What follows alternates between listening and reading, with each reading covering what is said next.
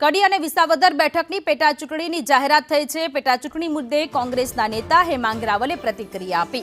આ ચૂંટણીને આવકારીએ છીએ। બંને જગ્યાએ લોકોમાં ભાજપ સામે રોષ હોવાની વાત હેમાંગભાઈ કરી રહ્યા છે। આપને તો નોટા કરતા પણ ઓછા વોટ મળવાના હોવાની પણ વાત કરી। આપને કોઈ ગંભીરતાથી લેતું નથી। કોંગ્રેસ અધિવેશન બાદ નવા જોશ સાથે આગળ વધી રહ્યું છે।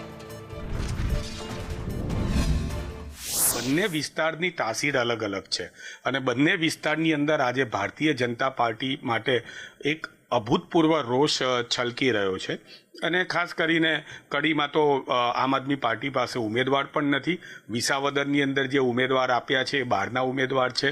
એ ઉમેદવારને કોઈએ ગંભીરતાથી લેતું નથી। વિસાવદરની જનતા અને ગુજરાતની જનતાએ જે પ્રમાણે છેલ્લે સ્થાનિક સ્વરાજની ચૂંટણીની અંદર નોટા કરતાં પણ ઓછા વોટ એટલે કે આમ આદમી પાર્ટીને એકદમ 2% ઓછા વોટ મળ્યા હતા। એટલે આમ આદમી પાર્ટી જે છે એને અત્યારે ગુજરાતની જનતા હોય કે વિસાવદરની જનતા હોય ગંભીરતાથી લેતું નથી।